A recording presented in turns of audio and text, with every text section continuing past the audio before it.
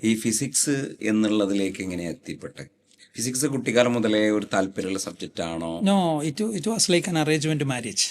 കാരണം ആക്ച്വലി എൻ്റെ ഒരു താല്പര്യം എന്ന് പറയുന്നത് കൊമേഴ്സിലായിരുന്നു. ഞാൻ 10th പഠിക്കുമ്പോൾ എൻ്റെ താല്പര്യം +2 കൊമേഴ്സിന് ചേരണം.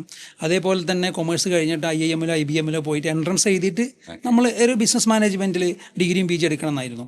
പക്ഷേ യഥാർത്ഥത്തിൽ സംഭവിച്ചത്, അന്ന് പിന്നെ എൻ്റെ ഒരു ഫിസിക്കൽ എഡ്യൂക്കേഷൻ ടീച്ചർ ഉണ്ടായിരുന്നു. സാറുടെ പേര് ടോമി ചെറിയ എന്നാണ്. അപ്പോൾ സാർക്ക് ഒരു എയിം ഉണ്ടായിരുന്നു. ഞാൻ സ്പോർട്സിൽ കുറച്ച് മിടുക്കനായതുകൊണ്ട് തന്നെ സാർക്കിലൊരു എയിം എന്ന് പറഞ്ഞാൽ എനിക്ക് സയൻസ് എടുപ്പിക്കണം, എന്നിട്ട് സ്പോർട്സ് കോട്ടയിൽ MBBS-ന് ജോലിയിലേക്ക് എത്തിക്കണം എന്നാണ് സാറിൻ്റെ എയിം ഉണ്ടായിരുന്നത്. ആ എയിം സാർ എന്നോട് പങ്കുവെച്ചിട്ടില്ല. കാരണം അറ്റ് സെയിം ടൈം എൻ്റെ പെങ്ങള് ആ സ്കൂളിലെ മാത്സ് ടീച്ചറായിരുന്നു. പെങ്ങളോട് പറഞ്ഞു അവനെ നിർബന്ധമായും സയൻസിന് ചേർക്കണം. അപ്പോൾ സാർക്ക് മൈൻഡിലുണ്ടായിരുന്ന എയിം എന്നോട് ഡെലിവർ ചെയ്തിട്ടില്ല. അപ്പോൾ എന്നോട് പറഞ്ഞു സയൻസിന് സാറ് ചേരണം എന്ന് പറഞ്ഞു.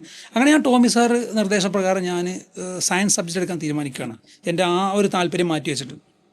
അങ്ങനെ സയൻസ് എടുത്ത് പഠിച്ചു. സയൻസ് എടുത്ത് പഠിച്ച സമയത്ത് നമുക്കന്ന് അങ്ങനെ കോച്ചിങ്ങിന് പോകണമെന്നൊന്നും അറിയില്ല.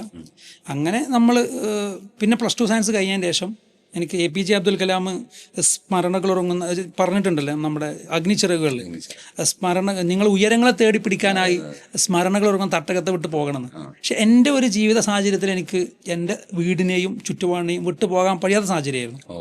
അങ്ങനെ എൻ്റെ വീടിന് ഏറ്റവും നിയറസ്റ്റ് ആയിട്ടുള്ള കോളേജിൽ പിന്നെ +2 സയൻസിന് ശേഷം BSc ഫിസിക്സിന് എനിക്ക് അഡ്മിഷൻ കിട്ടി.